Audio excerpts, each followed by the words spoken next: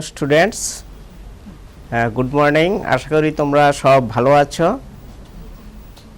তো আজকে আমি ক্লাস 11-এর রসায়ন বিষয়ে পাঠদান করব।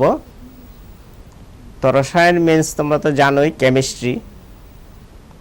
তো এই যে কেমিস্ট্রি আমাদের জীবনে ম্যাক্সিমাম ইউজ করছি যেগুলি, বা আমাদের যে দেহটা সবটাই কেমিস্ট্রি।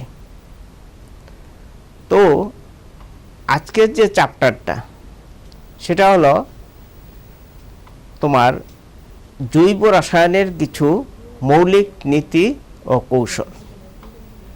ইউনিট 12 জৈব রসায়নের কিছু মৌলিক নীতি ও কৌশল। তো তোমরা জানো যে জৈব রসায়নের মূল যে এলিমেন্ট অর্থাৎ পরমাণু সেটা হলো কার্বন। কার্বন ছাড়া জৈব রসায়ন অসম্ভব। তো এই যে কার্বন, সেই মৌলটি কেন এত পরিমাণ জৈব যৌগ তৈরি করতে পারে, বা পৃথিবীতে জৈব যৌগের সংখ্যা এত বেশি কেন, লক্ষ লক্ষ জৈব যৌগ, যেখানে অজৈব যৌগের সংখ্যা অনেক কম। তো এই যে জৈব যৌগ সংখ্যা এত বেশি কেন, তোমাদের মনে প্রশ্ন আসার কথা, নিশ্চয়ই প্রশ্ন আসে। তো জৈব যৌগের সংখ্যা এত বেশি এই কারণে, তার মূল কারণ হলো কার্বন। তো কার্বন তো একটা মৌল, তার কোন ধর্মের জন্য জৈব যৌগের সংখ্যা এত বেশি তোমরা ক্লাস 10-এও পড়েছ, সেটা হলো কেটিনেশন ধর্ম। কেটিনেশন, তো কেটিনেশন মানে কি? কার্বনের প্রতিটি পরমাণু একটা, দুইটা, তিনটা, পাঁচটা এরকম হাজার হাজার পরমাণুর সঙ্গে অ্যাড হতে পারে। কিসের দ্বারা? সমযোজী বন্ধন, যাকে বলে কোভ্যালেন্ট বন্ড। এই সমযোজী বন্ধন বা কোভ্যালেন্ট বন্ডের সাহায্যে অসংখ্য কার্বন পরমাণু একত্রিত হয়ে একটার সঙ্গে আরেকটা, একটার সঙ্গে আরেকটা এইভাবে অ্যাড হতে হতে সরল শৃঙ্খল, তারপরে তোমার অন্যান্য শাখাযুক্ত শৃঙ্খল তৈরি করে করে বিভিন্ন ধরনের অসংখ্য যৌগ তৈরি করতে পারে। এই যে কার্বনের সেলফ লিঙ্কিং প্রপার্টি, নিজের সঙ্গে নিজের যে লিঙ্ক, সেই যে প্রপার্টি, সেটা তোমার নাম হলো, এই প্রপার্টির নাম হলো কেটিনেশন। কেটিনেশন, আমি ওয়ার্ডটা বোর্ডে লিখছি, দেখো, এটার নাম হলো কেটিনেশন।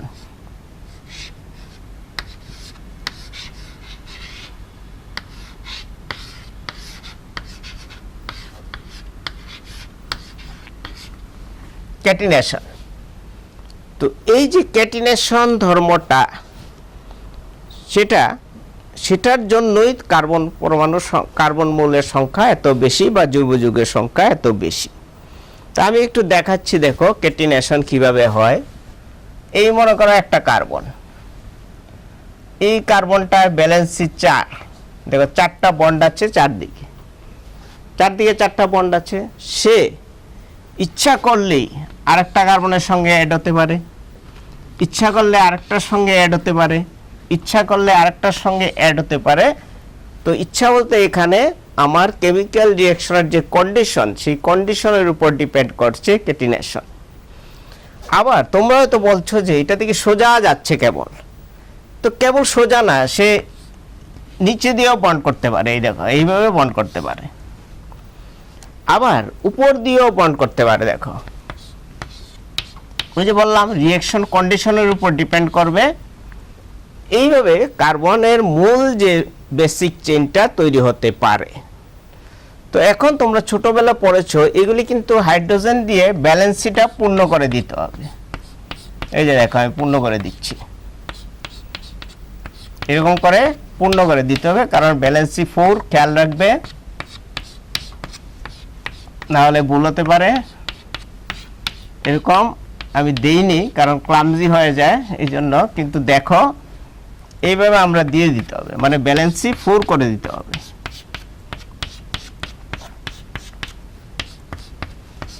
আমি দিচ্ছি, দেখো, এই যে দেখো, এইভাবে হাইড্রোজেন দিয়ে বা অন্য যে কোনো একযোজী দ্বিযোজী পরমাণু দিয়ে পূর্ণ করে দিতে হবে। তো এই যে সেলফ লিঙ্কিং প্রপার্টি, একটার সঙ্গে একটা যুক্ত হওয়ার যে ধর্ম, সেটা কি বলে? কেটিনেশন। কার্বনের একটি পরমাণুর সঙ্গে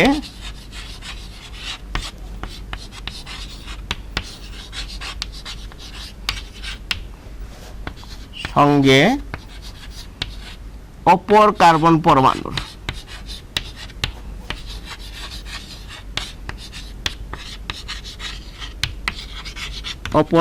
পরমাণুর যুক্ত হওয়ার ক্ষমতা।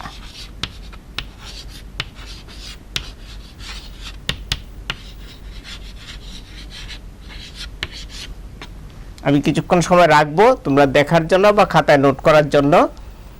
এই হলো কেটিনেশন ধর্ম, ঠিক আছে? তো এই যে কেটিনেশন ধর্ম, সেটার জন্যই জৈব যৌগের সংখ্যা এত বেশি। এবার তোমরা হয়তো বলতে পারো শুধু কার্বন যুক্ত হচ্ছে না, কার্বনের সঙ্গে অন্যান্য পরমাণু, যেমন ধরো hydrogen, oxygen, phosphorus, nitrogen, halogen, এরাও যুক্ত হতে পারে। কি কি আমি লিখে দিচ্ছি পাশে।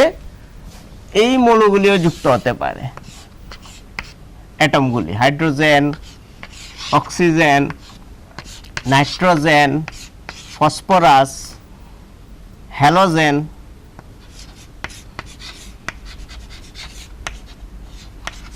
এরাও অ্যাড হতে পারে। এরা অ্যাড হয়ে বিভিন্ন ধর্মের তোমার জৈব যৌগ তৈরি হতে পারে। তাহলে তোমরা এখন বুঝলে কেন জৈব যৌগের সংখ্যা এত বেশি। তার মূল কারণ হলো কেটিনেশন। আর কেটিনেশনের সংজ্ঞাটা তোমাদের দিয়ে দিলাম, যে সেলফ লিঙ্কিং প্রপার্টি বা একটার সঙ্গে একটা যুক্ত হওয়ার যে ক্ষমতা, তাকে আমরা বলবো কেটিনেশন। এবার আমি যে বলেছি যে জৈব যৌগ ছাড়া আমাদের প্রাণীকুলের, মানুষ বলো, যাই বলো, অ্যানিমেল বলো, কারোরই বাঁচা অসম্ভব। আমাদের বাঁচতে গেলে জৈব যৌগ লাগবেই। মানে সেখানে আলটিমেটলি ঘুরে আসতে হবে আমাদের রসায়নে বা কেমিস্ট্রিতে। পৃথিবীতে প্রাণের অস্তিত্ব টিকিয়ে রাখার জন্য জৈব যৌগের একান্ত প্রয়োজন। প্রাণের অস্তিত্ব ভেরি ইম্পর্টেন্ট জিনিস, কারণ প্রাণ ছাড়া পৃথিবীর সৌন্দর্য থাকবে না। পৃথিবীর সৌন্দর্য কে দেখবে প্রাণী যদি না থাকে? তো এই যে প্রাণের অস্তিত্ব, তার জন্য জৈব যৌগের একান্ত দরকার। তারপরে মনে করো আমরা বায়োলজিতে পড়েছি, যেটা হলো জীববিদ্যা, যে বংশগতির ধারক ও বাহক। এই বংশগতির ধারক ও বাহক যে, সে হলো DNA, deoxyribo nucleic acid, DNA. একটু পরে আমি লিখে দিচ্ছি নামটা। এই ডিএনএর মধ্যে আমাদের জৈব যৌগ বর্তমান। তারপরে মনে করো আমাদের রক্ত ছাড়া মানুষ বাঁচে না, অ্যানিমেল বাঁচে না। এই আমাদের রক্ত, আমাদের পেশি, এই যে হাতে মাইক্রোফোনটা নিয়ে কথা বলছি, পেশি শক্তি কাজে লাগাচ্ছি, তো এই যে পেশি শক্তি কাজে লাগাচ্ছি, সেখানেও জৈব যৌগ। তারপরে ত্বক, আমাদের বাইরের যে আবরণটা, সেটাও জৈব যৌগ। তারপর দেখো প্রোটিন, আমাদের শরীরের যে মাংস বা অ্যানিমেলের শরীরের যে মাংস, পেশি, এগুলিও জৈব যৌগ। তারপরে আমাদের বিভিন্ন যে রোগ হয়, আমাদের শুধু না, অ্যানিমেলেরও রোগ হয়, পাখিদেরও রোগ হয়। এই রোগের যে ঔষধ আবিষ্কার করেছেন বিজ্ঞানীরা, সেই ঔষধও জৈব যৌগ। তারপরে মনে করো রান্নার জন্য যে জ্বালানি, গ্যাস, তারপরে গাড়ি চলার জন্য যে পেট্রোল বা সিএনজি, সবই জৈব যৌগ। আমাদের পরিধানে যে সুন্দর বস্ত্রটা আছে, সেটাও জৈব যৌগ। তাহলে জৈব যৌগের তোমার প্রয়োজন তো বুঝতে পারলে, যে আমাদের প্রতিটি মুহূর্তে জৈব যৌগের দরকার। জৈব যৌগ ছাড়া আমাদের প্রাণীকুলের অস্তিত্ব অসম্ভব।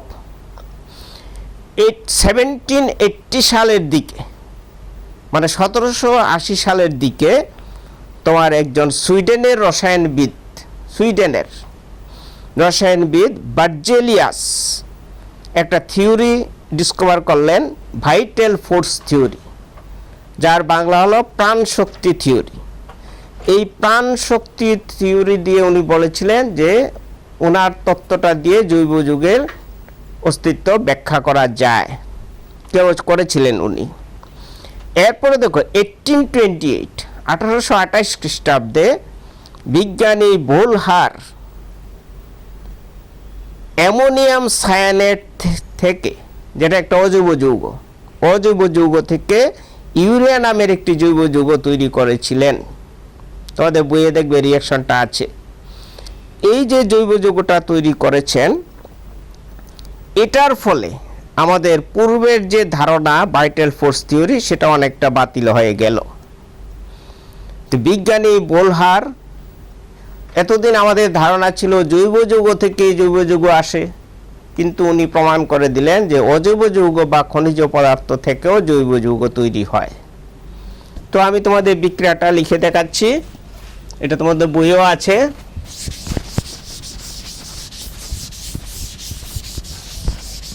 বিক্রিয়াটা দেখো, আর যাদের সামনে বই আছে ইউনিট 12 খুলতে পারো, সেকেন্ড পেপারটা।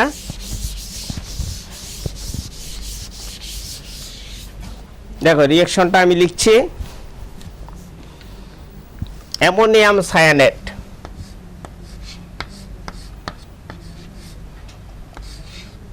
এটাও লিখতে পারো ফর্মুলাটা, বা এটাও লিখতে পারো, এক এক বইয়ে এক এক রকম থাকে, দুটোই শুদ্ধ। অ্যামোনিয়াম সায়ানেট, আমি লিখে দিচ্ছি নামটা।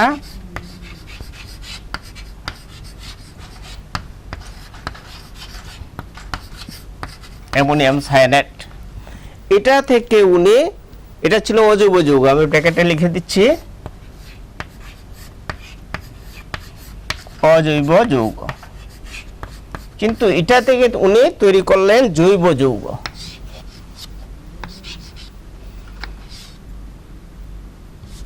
জৈব যৌগ তৈরি করলেন, কি জৈব যৌগ? যার নাম হলো ইউরিয়া। ইউরিয়া, এটাকে তোমরা এরকম ভাবে লিখতে পারো,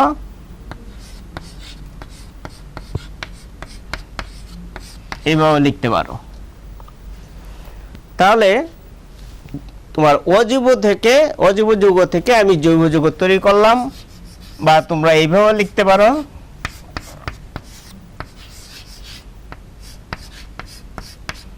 এই তিনটার মধ্যে যে কোনো ভাবেই লিখতে পারো তোমরা। এটা হলো তোমার কি, অজৈব যৌগ থেকে জৈব যৌগ তৈরি করেছিলেন বিজ্ঞানী বোলহার। তো এখান থেকে আমাদের বিজ্ঞান সম্পর্কে, জৈব যৌগ সম্পর্কে ধারণা অনেক পাল্টে গেল, যে জৈব যৌগ শুধু জৈব যৌগ থেকে, জীবদেহ থেকেই তৈরি হবে, এই ধারণাটা চলে গেল। তারপরে দেখো কোলবে 1845 সালে তৈরি করেছিলেন অ্যাসিটিক অ্যাসিড, যেটা আমরা ভিনিগার বলি, অ্যাসিটিক অ্যাসিড। তারপরে বার্থোলেট 1856 সালে অজৈব যৌগ থেকে মিথেন তৈরি করেন।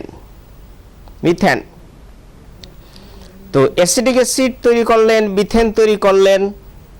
এরই মধ্যে সমযোজী বন্ধনের ইলেকট্রনীয় তত্ত্বের বিকাশ শুরু হয়। সমযোজী যে বন্ধন সেটা কিভাবে হয়, তার যে ইলেকট্রনীয় তত্ত্ব সেটা আবিষ্কার হয়, এবং জৈব রসায়ন আধুনিক রূপ ধারণ করে। এবার আমি তোমাদের যে বলেছিলাম যে কার্বনের কেটিনেশন ধর্ম, কার্বনের 4টি যোজ্যতা আছে, সেটা আমি দেখাচ্ছি কেন হয়। দেখো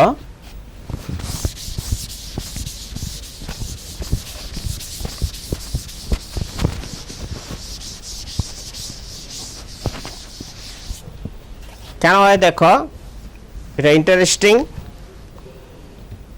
মনে করো কার্বনের ইলেকট্রন বিন্যাস,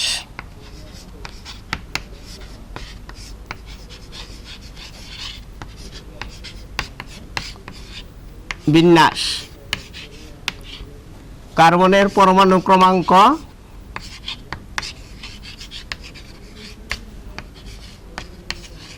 তোমাদের মুখস্থ আশা করি 6। তো এটাকে যে আমি ইলেকট্রন বিন্যাস করি, দেখো 1s2 2s2 2p2।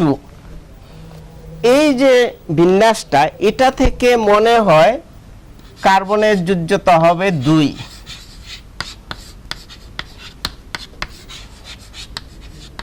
যোজ্যতা হবে 2, কিন্তু এটা ভুল, রং কেটে দিলাম। তো কেন ভুল সেটা আমি ব্যাখ্যা করছি। দেখো কার্বনের যোজ্যতা 2 না, আমি দেখাচ্ছি।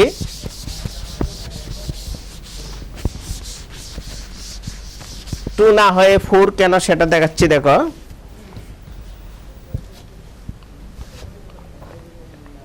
আমি দেখো এখান থেকে দেখাচ্ছি আস্তে আস্তে।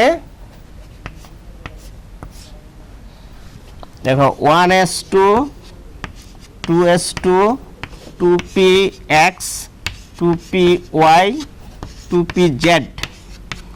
তোমরা ওই ফার্স্ট চ্যাপ্টারে পড়েছিলে px py pz, এগুলি দিয়ে তোমার স্ট্রাকচার ড্র করা জানো। তো আমি আঁকছি আবার, এই চ্যাপ্টারের কাজে লাগাচ্ছি। দেখো এই যে 6টা electron, 1s2 2s2 2px1 2py1। এইবার কি হয়, যখন কোনো রিঅ্যাকশনে পাঠাই আমরা, তখন একটা এক্সাইটেড হয়ে একটা ইলেকট্রন এস থেকে চলে আসে পিতে। তো এস থেকে যখন পিতে চলে আসে তখন স্ট্রাকচারটা কিরকম হয় দেখো। আমি উপরটা মুছে ফেলছি।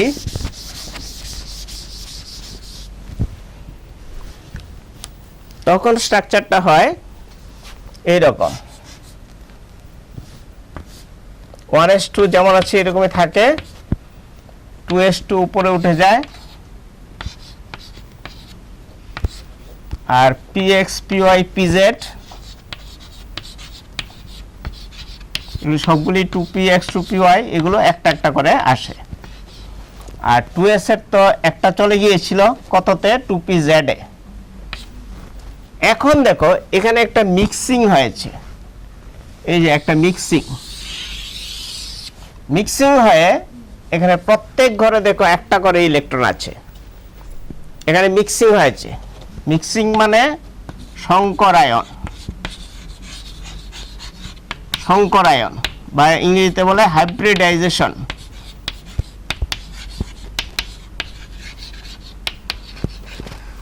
এখানে দেখো একটা হলো s অরবিটাল আর p হলো 3টা, তাহলে সংকরায়নটা কি হলো,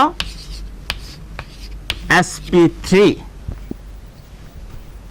দেখো তো এখানে দেখো 4টা ইলেকট্রন আছে আনপেয়ার্ড 4টা।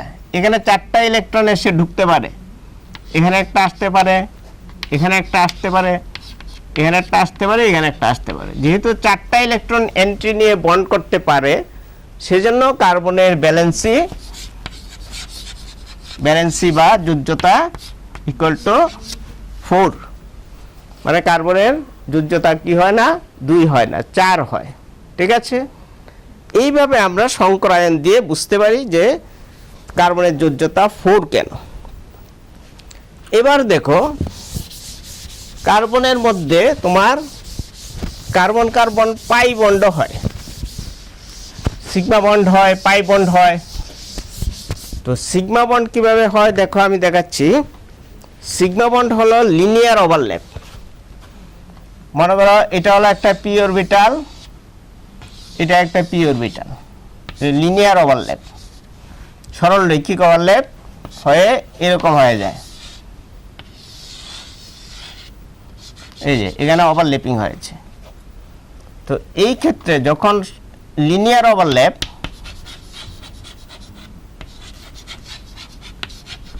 তখন এটা হবে সিগমা বন্ড। তো সিগমা বন্ডকে আমরা কিভাবে লিখি, এইভাবে। তাহলে কার্বন কার্বন সিগমা বন্ড হচ্ছে। ঠিক আছে, এখানে হচ্ছে কার্বন কার্বন সিগমা বন্ড। তারপরে দেখো পাই বন্ড হয়, আমি দেখাচ্ছি। দেখো মনে করো এই অরবিটালটা, এই আর একটা অরবিটাল, এটা একটা কার্বনের, এটা একটা কার্বনের। তো এখানে সিগমা বন্ড হলো, এখানে একটা মনে করো সিগমা বন্ড হলো, এখানে একটা সিগমা বন্ড হলো। এইবার আনইউজড অরবিটাল আছে দেখো, এটা একটা। তো এখানে আনইউজড অরবিটালের মধ্যে আবার এখানে হয়েছিল সিগমা, আর আনইউজড অরবিটালের মধ্যে আবার দেখো বন্ডিং হবে, এই যে দুর্বল বন্ধন, এগুলো হলো দুর্বল বন্ধন। তো দুর্বল বন্ধন যেগুলি, এগুলি কি আমরা বলি পাই বন্ড। তো এখানে তো আমি একটা পাই বন্ড এঁকেছি, এখানে এটা অ্যাসিটিলিনের স্ট্রাকচার, এখানে আরেকটা পাই বন্ড হবে। তো আরেকটা পাই বন্ড আমি দেখাচ্ছি, দেখো অন্য কালার দিয়ে। এই মনে করো এটা আরেকটা আনইউজড অরবিটাল, এটা আরেকটা আনইউজড অরবিটাল। তো এদের মধ্যে আবার বন্ডিং হবে, এই দেখো, এই যে ঠিক আছে, কত সুন্দর স্ট্রাকচার। তো এটাকে আমরা যদি লিখি সুন্দরভাবে তাহলে এরকম হবে, দেখো কার্বন কার্বন, এখানে হলো হাইড্রোজেন, এখানে হাইড্রোজেন, এখানে সিগমা বন্ড, এগুলো হলো সিগমা। আর পাই বন্ডটা আমি দেখাচ্ছি, দেখো এই একটা পাই বন্ড, আর আরেকটা পাই বন্ড আমি আরেকটা কালার দিয়ে দেখাচ্ছি, এই আরেকটা পাই বন্ড। তো এটাও পাই বন্ড, এটাও পাই বন্ড, এটা সিগমা,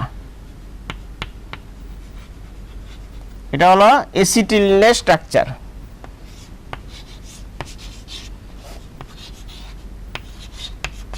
অ্যাসিটিলিনের স্ট্রাকচার। তাহলে তোমরা, আর এটা ছিল সিগমা বন্ড, লিনিয়ার ওভারল্যাপ। আর পাই বন্ডের ক্ষেত্রে হয় সাইড ওয়েজ ওভারল্যাপ, এখানে লিখে রাখি সাইড ওয়াইজ ওভারল্যাপ।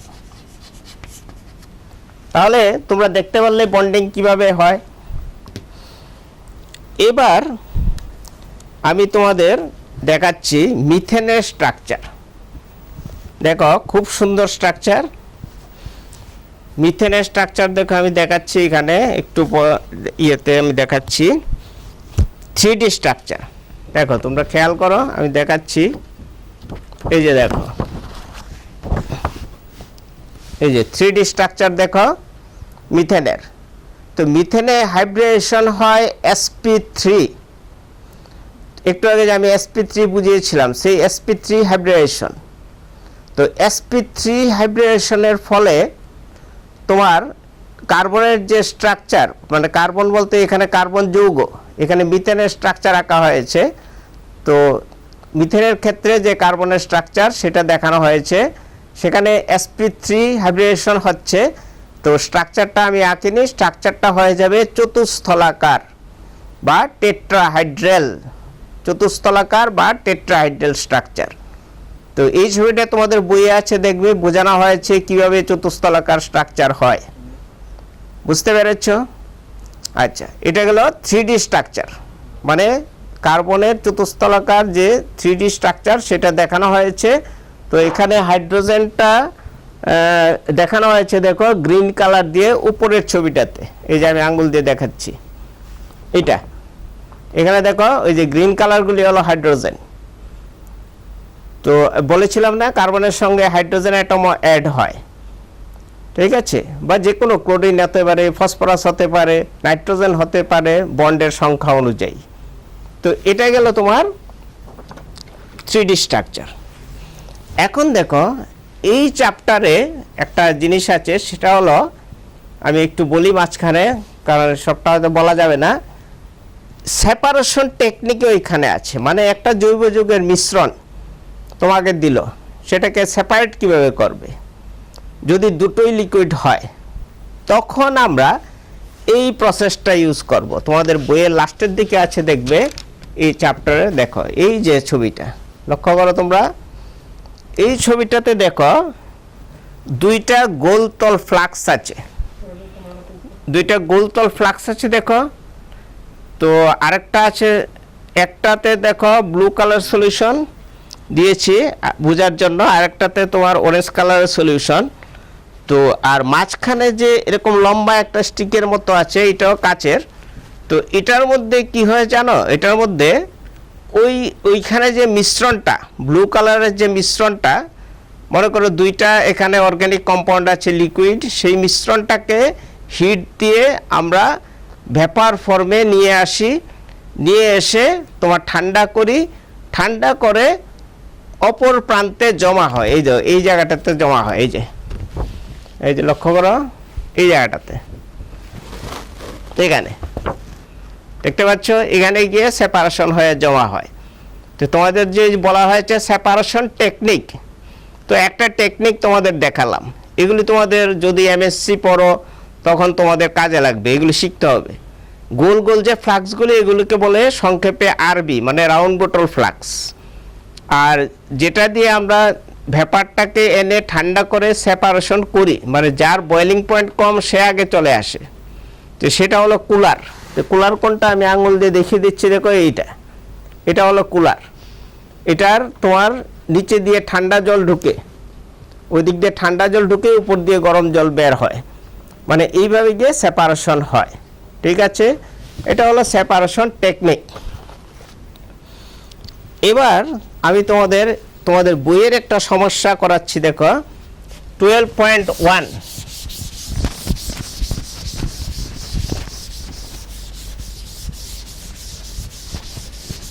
তোমাদের তো এইগুলি থেকে প্রশ্ন আসতে পারে। 12.1 আমি দেখাচ্ছি, দেখো 12.1 এর প্রশ্নটা আমি বলছি তোমাদের যে নিম্নলিখিত অণুগুলিতে উপস্থিত সিগমা ও পাই বন্ধনের সংখ্যা নির্ণয় করো। তো নিম্নলিখিত অণু কোনটা আমি তোমাদের একে দেখাচ্ছি।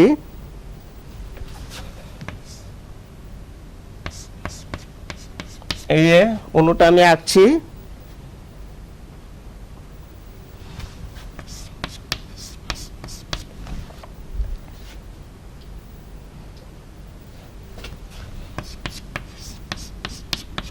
এই যে অণুটা দিয়েছে, দিয়ে বলেছে এখানে সিগমা ও পাই বন্ধনের সংখ্যা। তো সিগমা আর পাই বন্ধন আমরা কিভাবে বের করব, তোমার এটাকে প্রথমে আমি একটু ভেঙে লিখব, না হলে বুঝতে অসুবিধা হবে তোমাদের। এরকম করে তোমরা ভেঙে লিখে নেবে।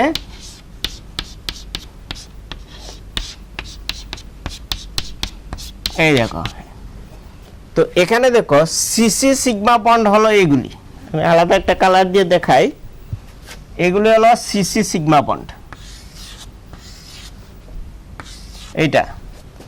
তাহলে সিসি সিগমা বন্ড হচ্ছে তোমার কয়টা পেলে, 4টা সিসি সিগমা বন্ড।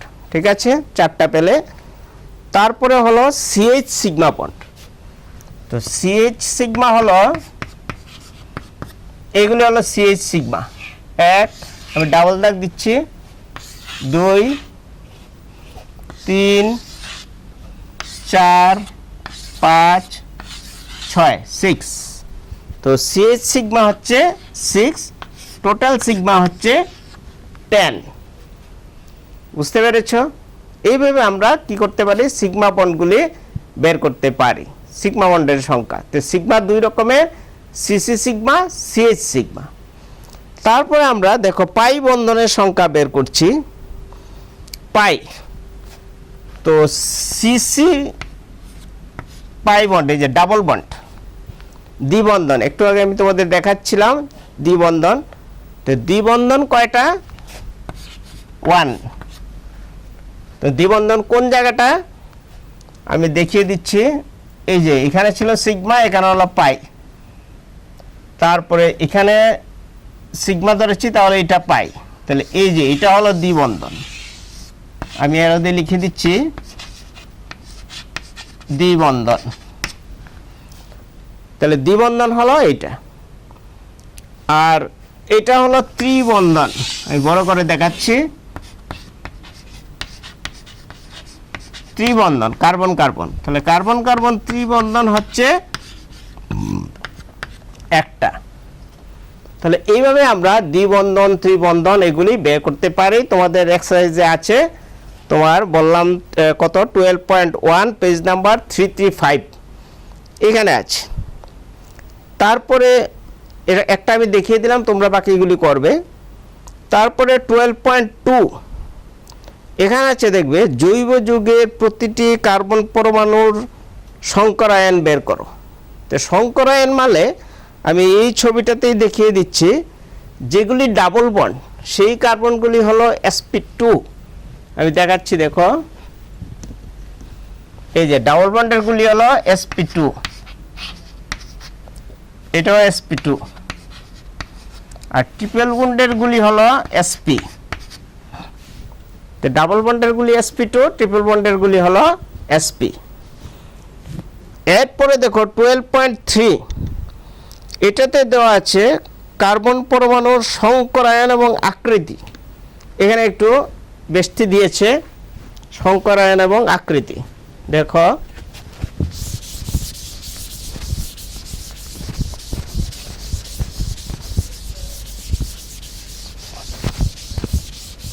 এটা হলো তোমাদের 12.3 বইয়ের এনসিইআরটি বইয়ের 12.3 এনসিইআরটি বইয়ের। তো এখানে দেখো আছে HCHO। তো HCHO আমরা সবাই জানি এটা ফর্মালডিহাইড।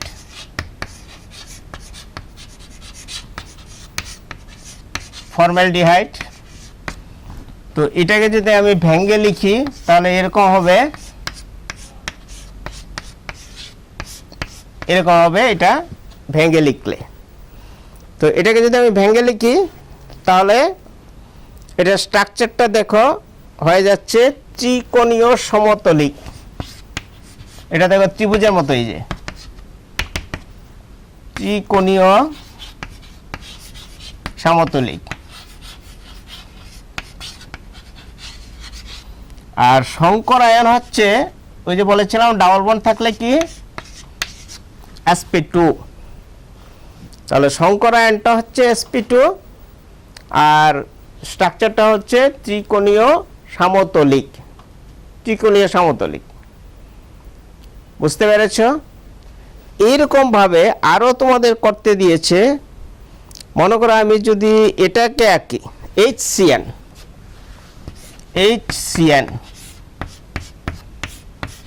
এটা তো এখানে তো ত্রিবন্ধন আছে,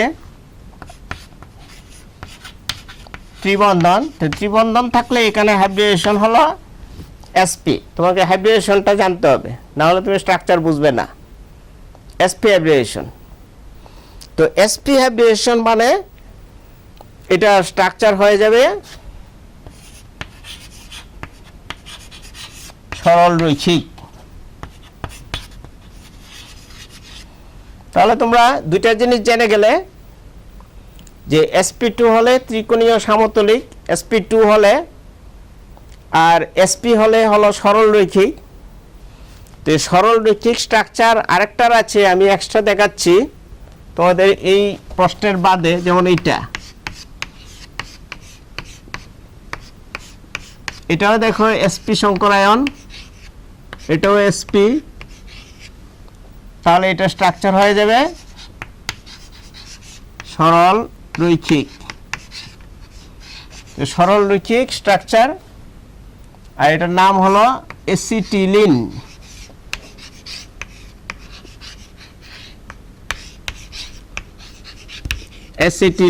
বা ইথাইন বলতে পারি। আইপিকে যদি বলি তাহলে আমরা বলবো ইথাইন। এরপরে দেখো আমি তোমাদের এক্সারসাইজের আরেকটা করছি, সেটা দেখো আমি আগেরগুলি মুছে ফেলছি, মুছে 12.3 আছি। দেখো এখনো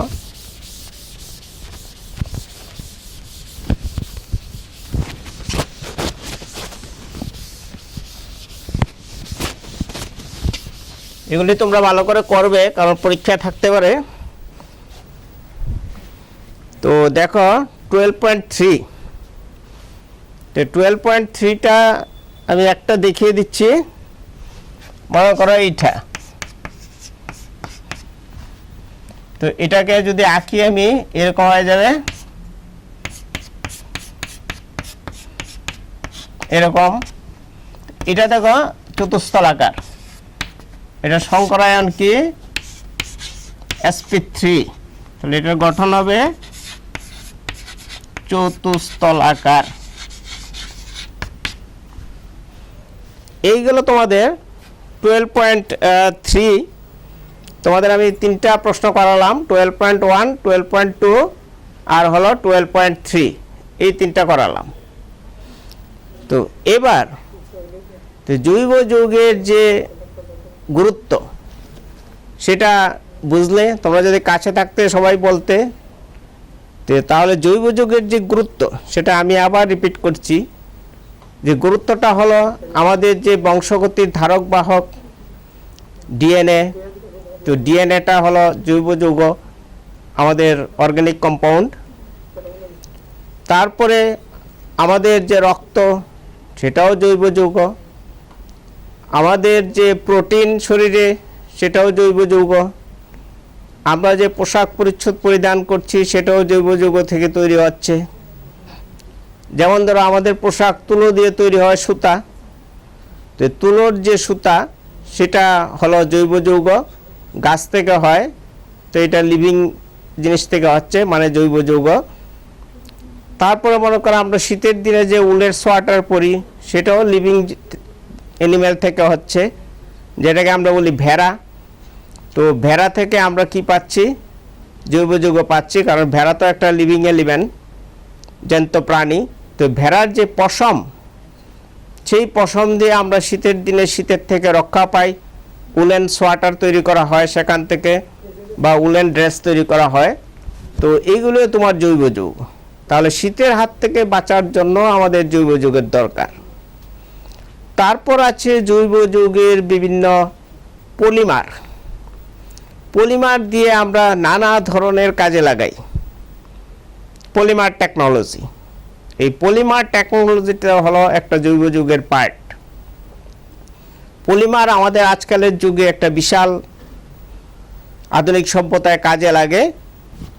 তো এখানেও আমাদের কি দরকার? জৈব যৌগ।